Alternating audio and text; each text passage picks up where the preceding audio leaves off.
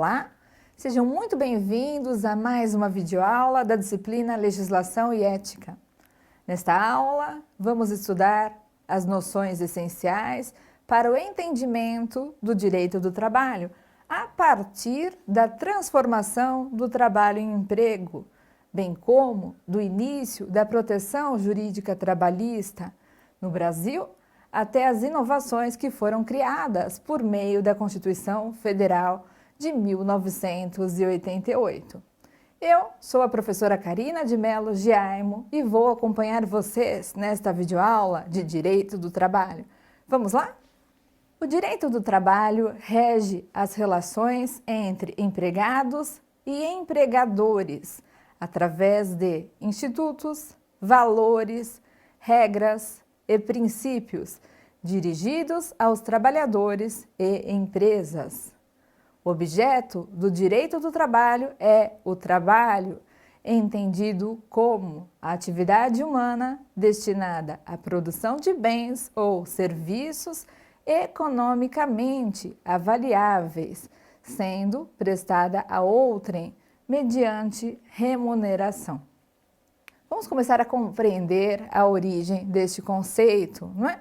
Nós temos aqui um destaque para o período da antiguidade, em que não haviam relações trabalhistas, senão a escravidão. Todo o trabalho que existia se dava por meio da escravidão.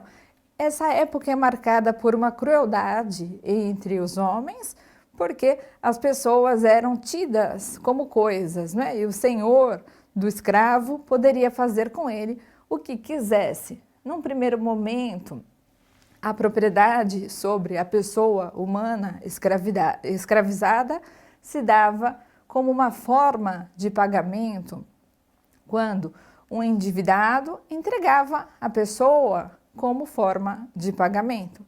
Num segundo momento, nós tivemos também mundialmente que as disputas territoriais fizeram com que, pelas conquistas territoriais, fossem apreendidas não só todas as coisas lá, componentes daquele território, mas também as pessoas. E, novamente, então, o ser humano sendo tido juridicamente como coisa. O trabalho surge na Idade Média. Observem aí que nós tivemos na Idade Média o início das corporações de ofício, em que se tinha lá um mestre artesão, alguns associados e também a figura dos aprendizes estagiários, que podiam aprender aí o exercício daquela função a partir dos 12 anos de idade. Na idade contemporânea, nós tivemos aí uma grande possibilidade de mudanças, de alterações por força das revoluções, né? Primeira revolução de grande destaque é a Revolução Francesa, que veio trazendo a bandeira liberdade, igualdade, fraternidade, e nela já tivemos o surgimento de uma proteção jurídica. Os primeiros direitos trabalhistas surgem na Revolução Francesa.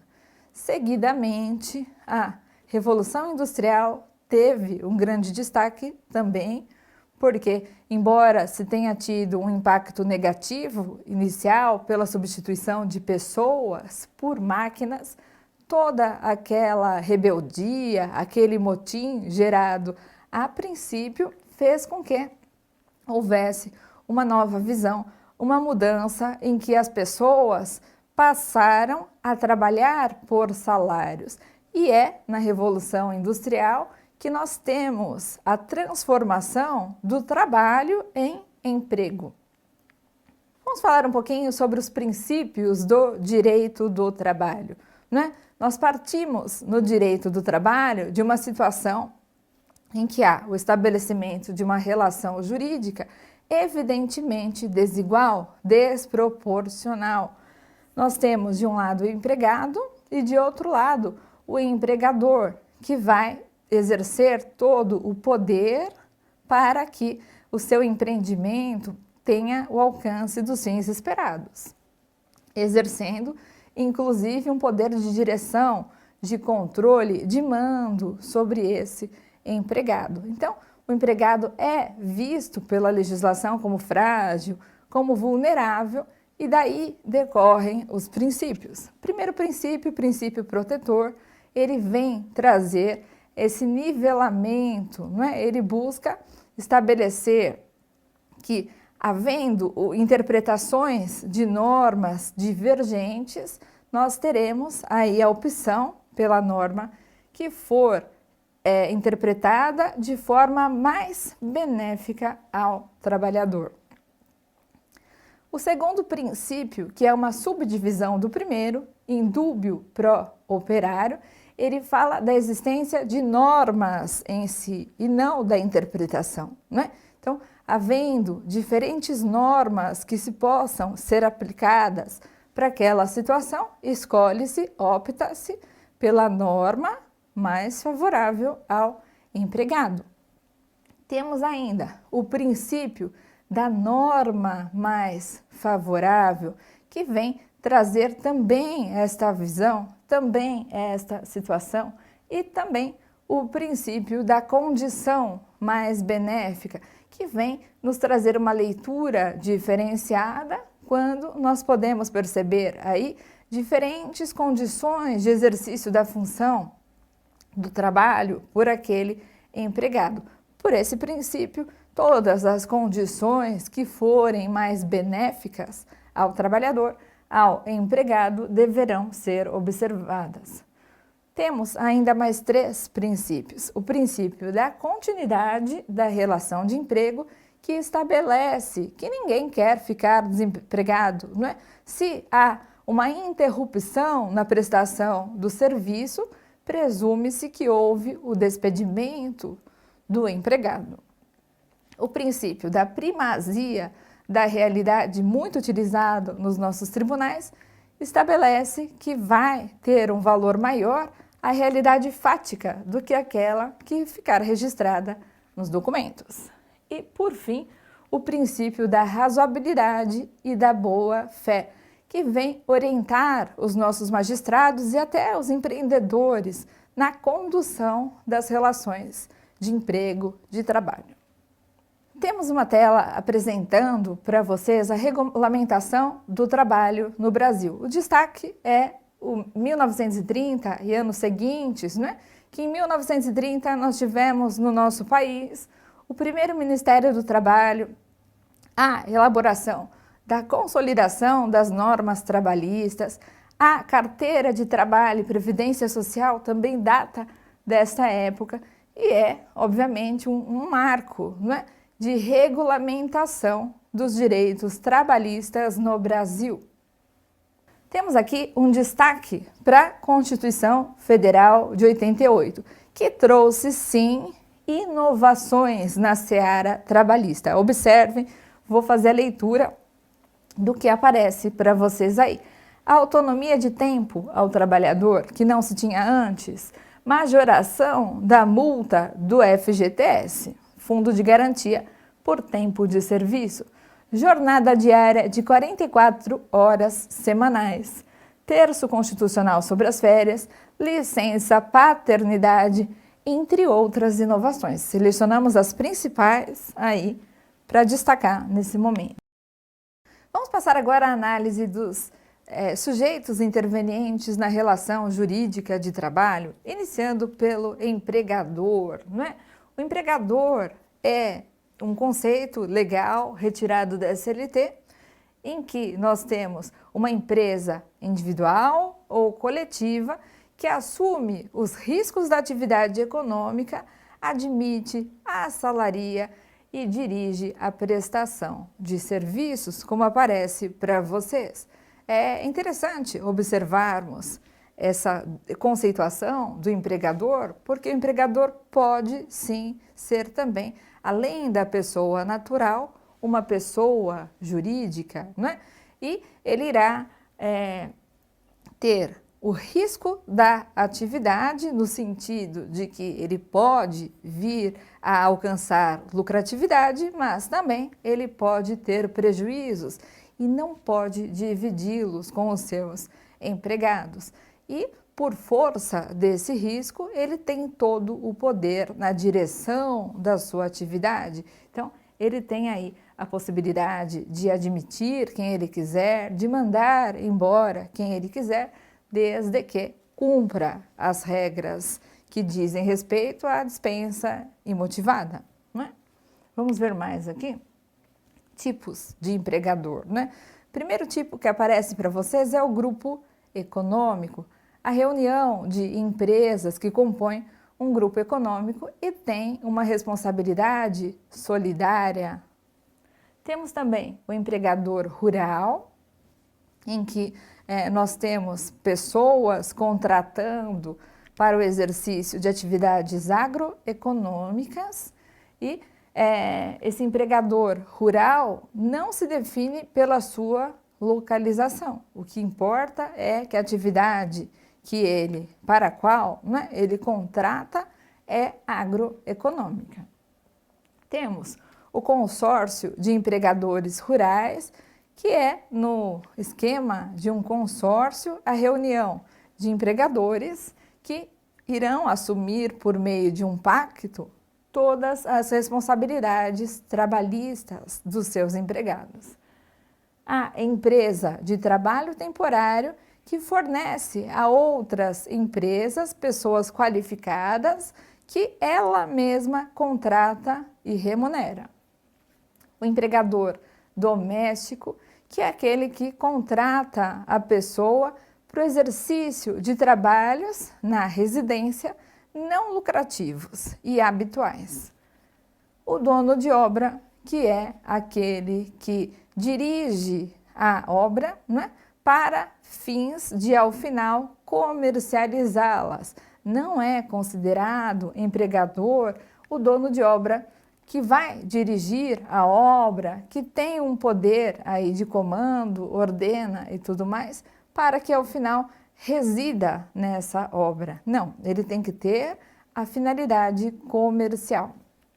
E por fim, nós temos aqui a possibilidade também de um consórcio entre os empregadores urbanos agora, não é? Em que há a possibilidade aí de ter uma partilha no desempenho de função entre os mesmos empregados e todos eles irão assumir as responsabilidades de forma solidária também, no que diz respeito aos direitos trabalhistas. Temos neste slide um destaque para o risco da atividade e o poder de direção do empregador. Do risco da atividade falamos antes, não é? Que é a possibilidade de oferir os bônus ou os ônus advindos dessa relação aí de empreendedorismo em que se contrata a mão de obra, o empregado, o trabalhador. Então, esse empregador, ele vai sofrer aí todos os ônus e vai alcançar todos os bônus do seu desempenho. Da mesma forma, ele tem esse poder de direção que compreende aí a possibilidade de ordenar, de observar e destinar qual é o empregador que vai ficar à frente do exercício de determinada função, em que local, em qual horário, né? Supervisionar esse trabalho, controlar e por aí vai. Nessa relação jurídica de trabalho, nós temos ainda a figura do empregado. Falaremos na sequência do contrato de trabalho e no contrato de trabalho nós veremos as características para que se tenha aí a possibilidade de enquadramento de uma pessoa enquanto empregada. Por ora, vamos ver as modalidades de empregados, né? Nós temos os empregados domésticos que foram contemplados aí por uma emenda constitucional em 2013 em alguns direitos que foram trazidos a teor, então, da letra constitucional. Temos também os empregados em domicílio que ganharam um destaque maior a partir da pandemia do coronavírus, que são as pessoas que mantêm um vínculo de trabalho e realizam o trabalho com habitualidade, com subordinação, mediante remuneração à distância. Temos ainda o empregado rural, que presta o serviço para o empregador rural, então também temos aqui aquele destaque, ele está na lida, ele está no desempenho das atividades agroeconômicas. Temos o empregado aprendiz, que participa de um programa de estágio, não é? A partir dos dos 14 anos até, no máximo, os 24 anos. Temos o empregado temporário, que não tem habitualidade no desempenho do seu trabalho, porque ele é contratado, porque ele exerce o seu trabalho por meio de um contrato temporário. Então, tem-se aí uma condição que exige o desempenho daquela função e vai se findar em algum momento. Temos o empregado público, que é um empregado da administração pública, porém, ele é contratado, não é? Ele submete-se aí às normas seletistas. E, por fim, o empregado intermitente, que realiza trabalhos esporádicos. Passamos agora à análise dos requisitos do contrato de trabalho que irão permitir a você assegurar quem é ou quem não é considerado empregado. Primeiro requisito é a pessoalidade, no sentido de que o empregado, ele é uma pessoa natural, uma pessoa física, como nós, né, que desempenha o trabalho pessoalmente, no sentido que se eu fui contratada ao desempenho de alguma função, enquanto empregada, eu não posso me fazer representar, né? Eu tenho que ir desempenhar aí a minha função pessoalmente. Onerosidade, segundo requisito, destaque para vocês, no sentido de que o contrato de trabalho, ele tem como contraprestação o pagamento de salário, né? A não eventualidade, ou também tratada pela doutrina, enquanto habitualidade se configura no exercício da função, pelo menos, né, mais de 2 vezes por semana. Tem que ter uma repetição no exercício dessa função. E, por fim, a subordinação, que é o receber ordens, né, o ter o seu desempenho profissional orientado pela figura do empregador. Então, essas 4 características são imprescindíveis, são cumulativas para que qualquer pessoa se configure como empregado e então possa ter aí os direitos trabalhistas assegurados na CLT. Temos aqui alguns trabalhadores que não são empregados. Desde o início se sabe que eles não são empregados, eles desempenham funções. Primeiro trabalhador é o trabalhador eventual, aquele trabalhador que não tem no desempenho da sua função qualquer habitualidade. Segundo trabalhador, o trabalhador avulso, que ele é um trabalhador não empregado, mas em que pese isso, o Constituinte lhe deu todos os direitos trabalhistas garantidos tal como fosse um trabalhador empregado. E temos lá a figura do trabalhador autônomo, não é? Que tem um exercício liberal da sua profissão, não segue ordens, não cumpre horários, não tem a habitualidade necessária no desempenho das suas funções. Vamos falar um pouquinho a partir de então sobre as possibilidades de negociações coletivas, que são destacadas primeiramente pela convenção coletiva e seguidamente veremos os acordos coletivos, né? Temos situações, possibilidades em que as partes, empregador, empregados, irão fazer ajustes de vontades, não é? E aí, por essa razão, Quando esses ajustes de vontades se derem com um grupo de pessoas, nós estaremos diante de negociações coletivas. Tem-se uma convenção coletiva quando esse ajuste, esse acordo de vontade se der, de um lado, com o sindicato dos empregados e, de outro lado, com o sindicato das categorias econômicas, dos grupos econômicos, ok? Mas é entre sindicatos.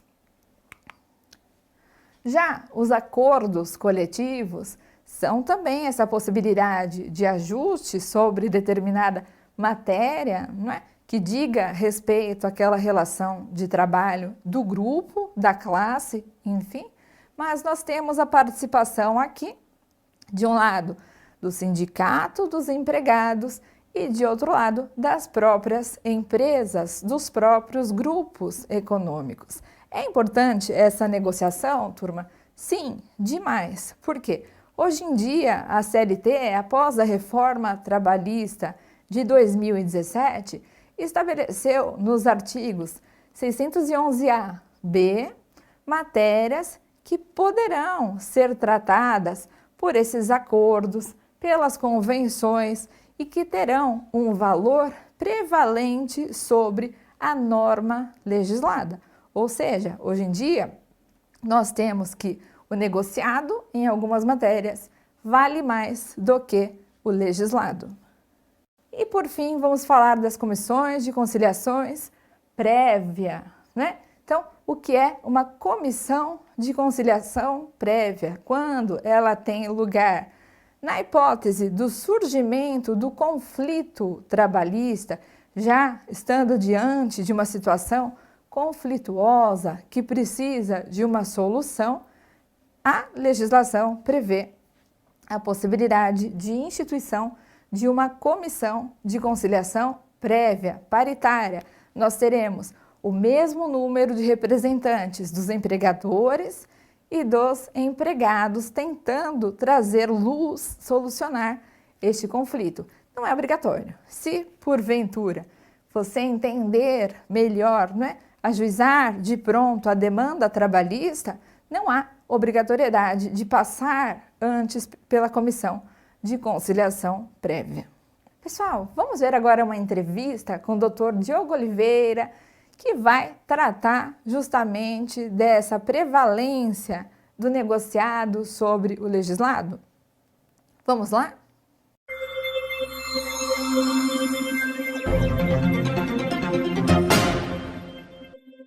Bem-vindo de volta ao Trabalho em Revista. Como fica o movimento sindical com a recente reforma trabalhista?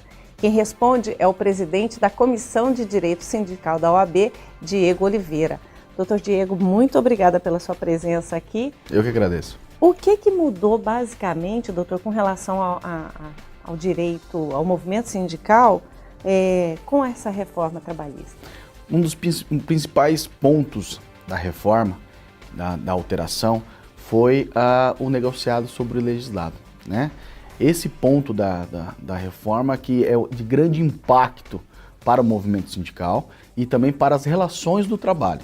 E eu queria que o senhor explicasse o que é, para quem está nos assistindo, o que é esse acordado sobre o legislado, que afinal a gente ouviu falar muito, né, no segundo semestre de 2017, mas assim, o que significa isso? Significa o quê? O que convencionar a empresa e os sindicatos trabalhadores, ou os dois sindicatos, patronal e laboral, o que eles convencionarem, o que eles fecharem através de um acordo ou convenção coletiva, isso vai ter patamar supralegal, ou seja, ele vai estar acima das leis, né? Abaixo tão somente da Constituição. Então, o sindicato que vier a fazer esses acordos, ele tem a grande responsabilidade de colocar em pauta o que é de mais agrado para os seus representados. E que isso vai ter um patamar muito alto, abaixo tão somente da Constituição Federal. Mas muita gente tem dito que, apesar de todas as críticas, toda a polêmica, que o acordado sobre o legislado, na verdade, sempre existiu. Sempre existiu, doutor? Sim, o acordado sobre o legislado sempre existiu. A Justiça do Trabalho sempre deu essa relevância aos acordos e convenções coletivas. Tudo que era para beneficiar o trabalhador, você poderia fazer e era devidamente registrado na Justiça do Trabalho, né, no Ministério do Trabalho, e era homologado na Justiça do Trabalho através das ações, né? Então, as relações de trabalho que eram para beneficiar o trabalhador, então o negociado já prevalecia sobre o legislado. Chegamos ao final de mais uma videoaula do Direito do Trabalho.